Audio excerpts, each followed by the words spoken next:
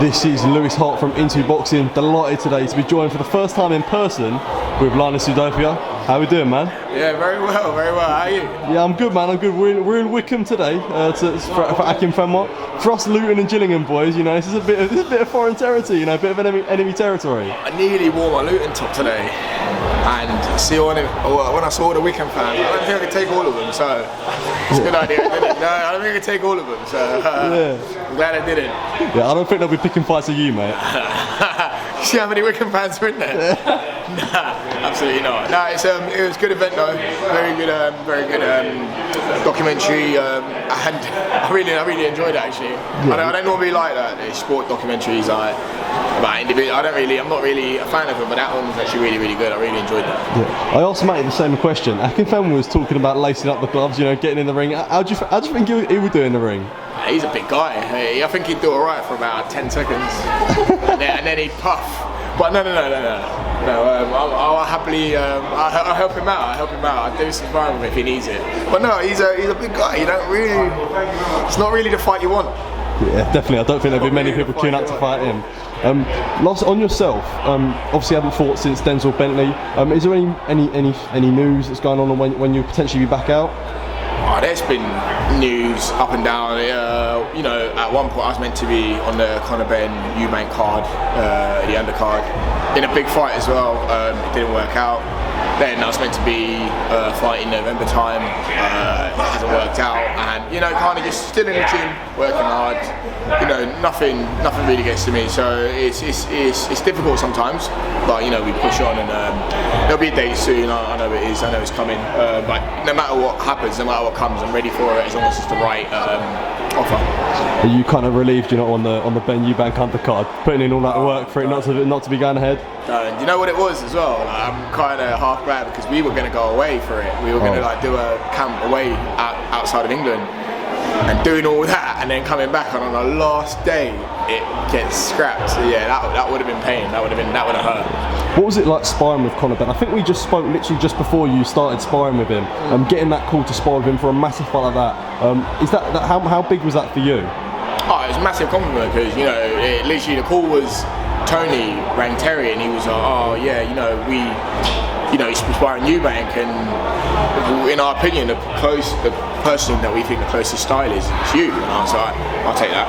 I mean, I'll take that. And obviously they paid us, took us out to the Isle of Wight, did a camp with them, and you know, it was main sparring partner with him. So it was a good experience. It was a good learning experience. Sparring him was hard at times. You know, he's not the biggest guy. However, he hits quite hard. So you know, he keeps you on your toes, and it was an enjoyable experience. It was different. It was very different, but it was an enjoyable experience. See, the fight obviously didn't end up going ahead. What was your first initial thoughts when you heard about the failed drugs test, and then when you heard that the fight's going to be off? It was like a lot of shock, a lot of. It was a lot of shock, wasn't it? I think everyone just kind of stopped and was like, what on earth is? And it was just one of those, like, you know, what would you do? Like, it was just a lot of shock at the time, and that was my initial reaction. I didn't really have any words for it. Is it more difficult for you when you hear things like this, where if it's someone you don't know, you might condemn them more, you might have a certain opinion, but with this someone that you've obviously sparred with, you've been training partners specifically for that camp, do you have a different way of looking at it? No, I think situations like this, it's a hard one.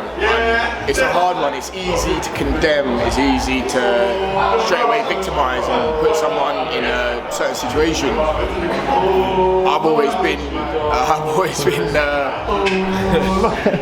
the person to kind of say, look, I've always kept the same energy in the sense of,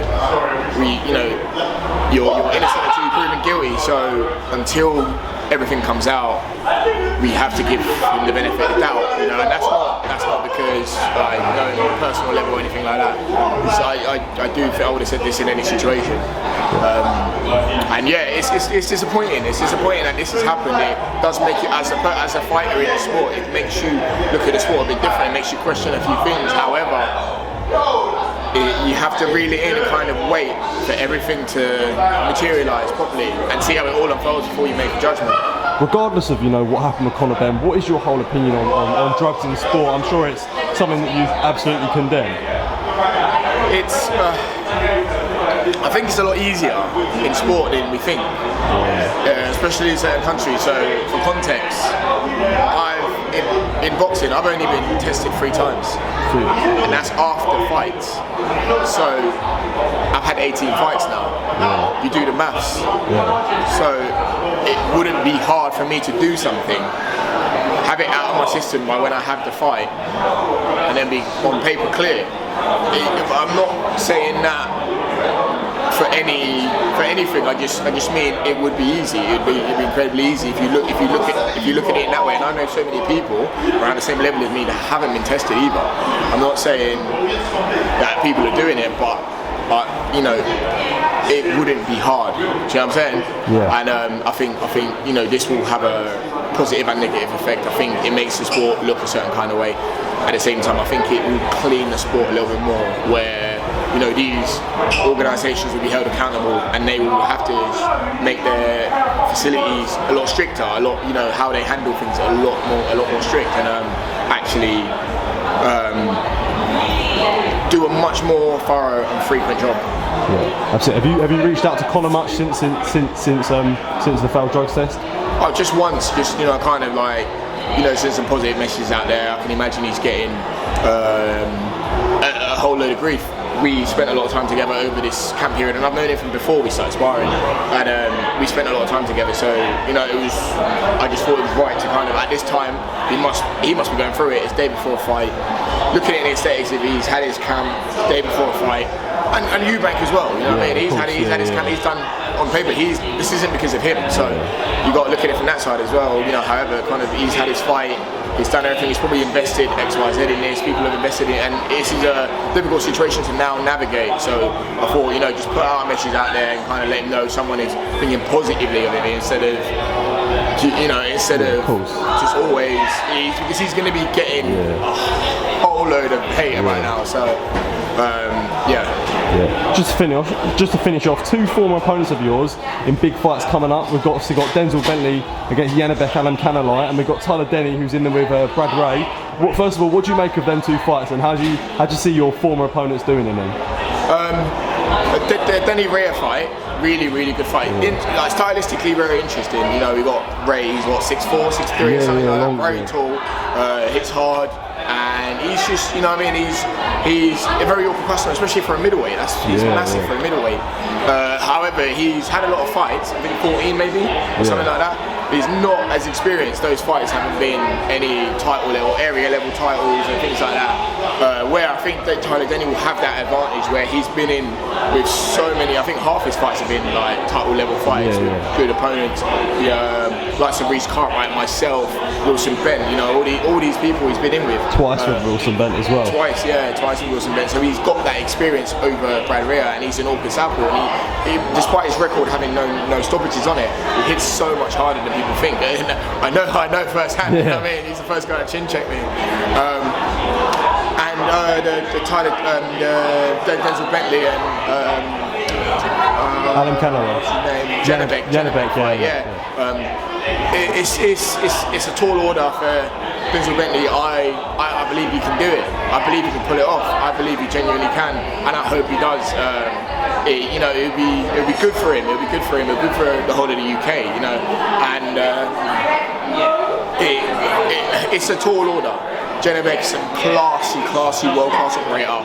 Power in either hands. He's southpaw. He's got everything you don't want. You know what I mean? He's southpaw. He hits hard. He's Kazakh. You know what I mean? It's a problem. It's a massive problem. It's a tall order. I didn't think this fight. I was surprised when it got made. I didn't think it would materialise this quickly. I thought another 12 months maybe.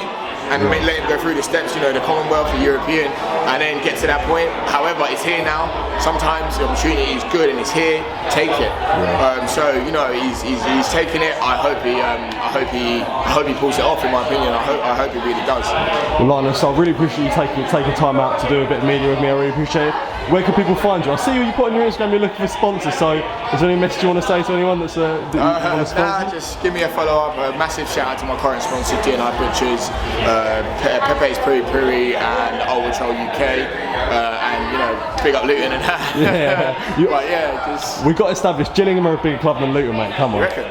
I'm chatting shit, mate. Yeah, we got heritage, bro. We're chilling it. No, we ain't got a roof on our way in, so you know that's the heritage that we got. Yeah. You have to walk through counter flats to get to our. We got to walk through a house to get to your way in. So. It's bad. It's a bad way, isn't it? It's a bad way. It's mad. It's mad. Right, yeah, no, thanks for having us. Thank you. I appreciate it, mate.